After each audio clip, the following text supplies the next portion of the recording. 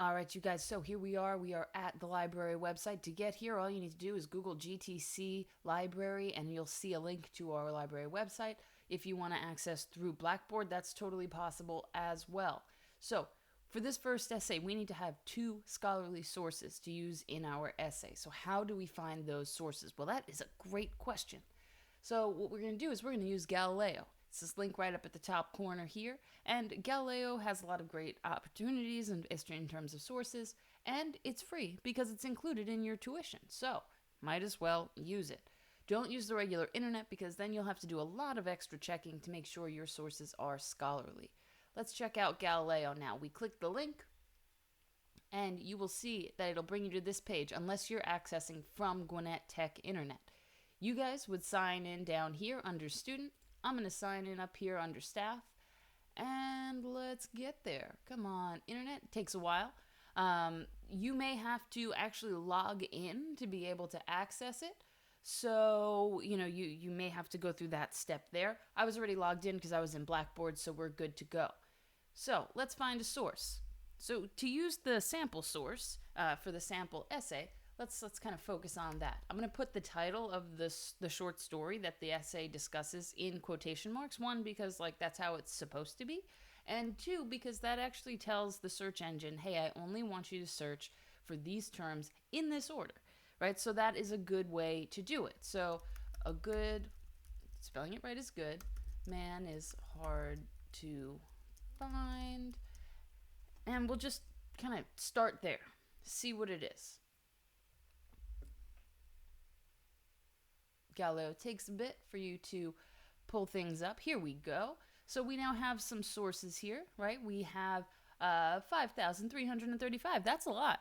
So let's limit things. Come on down here to limit to. We want to limit to full text because if we can't read the whole thing, then what's the point? So we click that. And then help yourself out. Click scholarly peer-reviewed journals.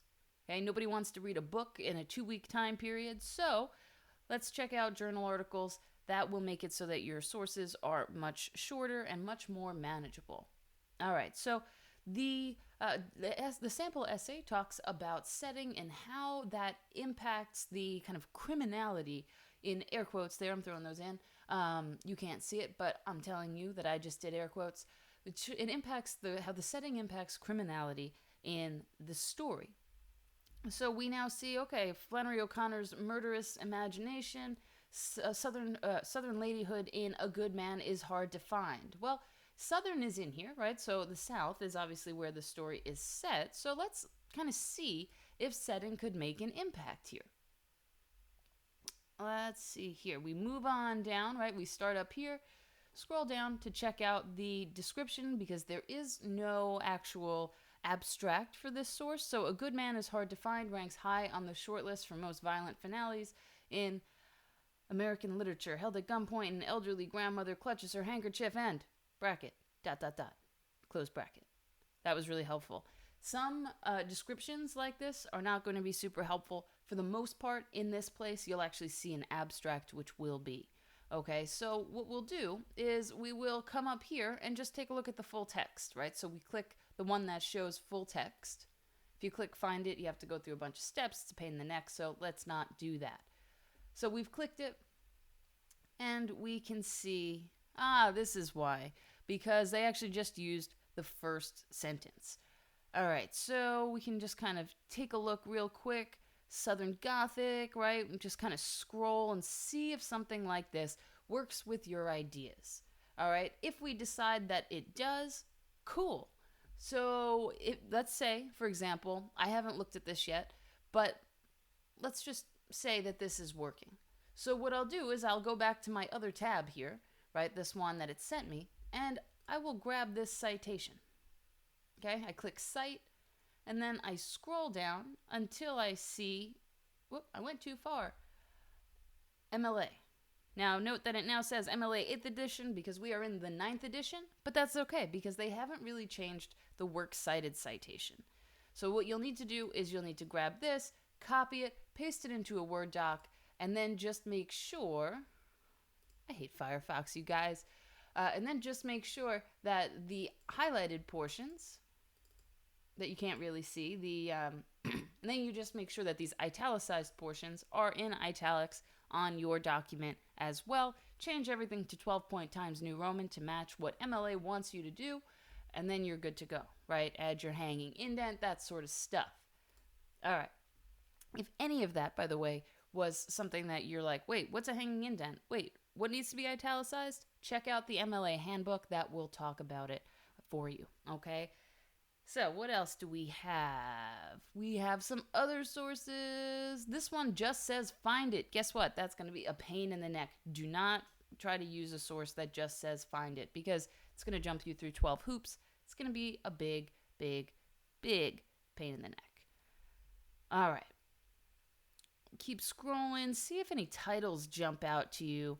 All right, I'm looking. Character analysis through politeness. Now, that doesn't really help. I'm thinking more about setting. So, all right. This isn't quite working. I've looked through about 15 sources. Even if we say we like that one, let's kind of throw in setting into our search terms here and see what happens. All right. The Timothy illusion in A Good Man is Hard to Find. That has to do with biblical reference. That doesn't really help us too much, right? It's all about picking out things that you feel would be beneficial to you, right? Validation of the unreasonable, not so much. What else do we have here?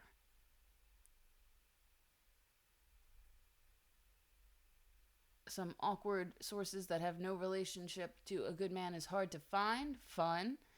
Let's see.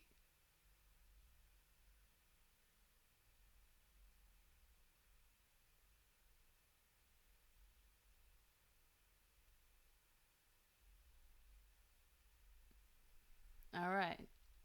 We're still struggling here.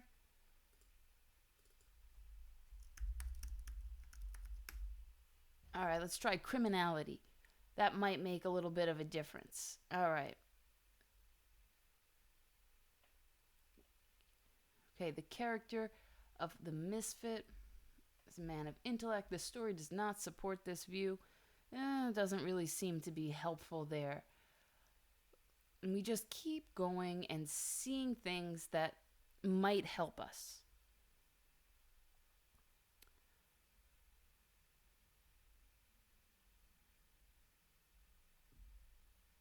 Temporality and narrative structure. That might have something to do with it.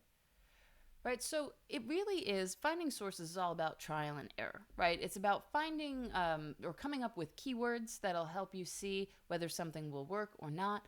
It's about checking out the abstract. Hey, here's an abstract, right? And it explores the relationship of time to narrative structure and to an ethical dimension of the literary experience, blah, blah, blah, right? Foreshadowing, backshadowing, sideshadowing, all of this stuff is what the essay or what the article discusses.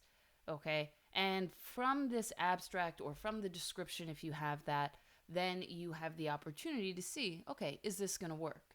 So say, for example, that this is going to be helpful. Now, I will say that not all sources that you use need to specifically be talking about what it is you're arguing.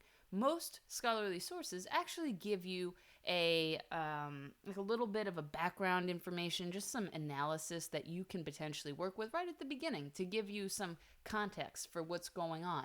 Now, a lot of times what's going to happen is that could be really beneficial to you, and it might not even be specifically tailored to the particular argument that the source is making inside it. So you choose something that you think will work. If something struggles, or if you're struggling to find something, then try out a source or two.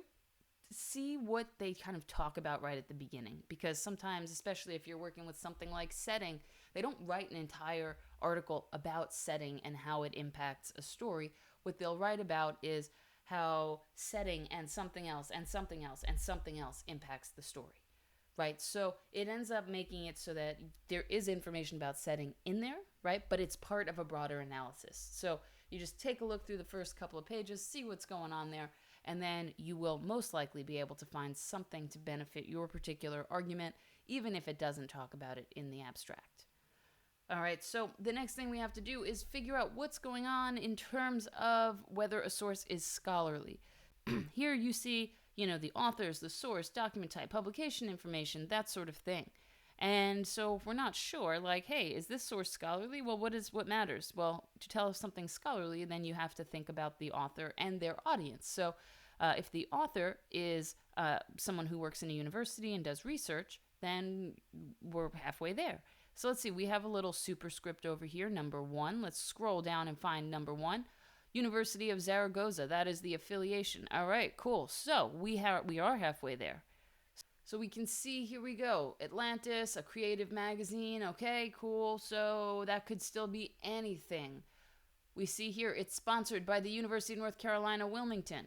Very cool. That will work. Okay, because the author works for a university and the piece is published by a magazine that's affiliated with a university, we are good. Okay, so we can definitely use it. So these are the steps that you'll have to go through. 1, to make sure that your sources will work for what you're looking to make them work for, and so that you can tell that they are a scholarly source and will work for the assignment. All right, so you want to do the same thing for each of the essays that we do in this class. Go through Galileo, and you'll see this is a little bit of a longer video because sometimes it really does take some time to figure out not only your keywords, what is it that you're searching, why are you searching it, how does it relate to your argument, right? You really want to kind of come at it from different angles because different keywords will show you different search results, right? It's just like Google. If you don't get what you're looking for right away, well, you change the way you ask it, okay? You do the same thing in Galileo. All right, and then you make sure that if you find a source that works for you, you grab that citation, right? You click that cite button, scroll down to MLA8, copy, paste it into a Word doc, and then you make sure that the stuff that needs to be italicized is still italicized. All right, so have a great rest of your day, you guys. I hope that helped you kind of figure out how to use Galileo for this sort of thing. If not, please let me know. Send me an email, come to office hours, send me a text, give me a call, schedule a meeting, any of those things. Talk to me after class or during class. There are tons of ways. So I want to make sure that you understand this. This is going to be the basis for everything that we do in terms of essays. So please, please, please let me know if you're struggling with this. All right, so have a great rest of your day, and I will see you next time. Bye.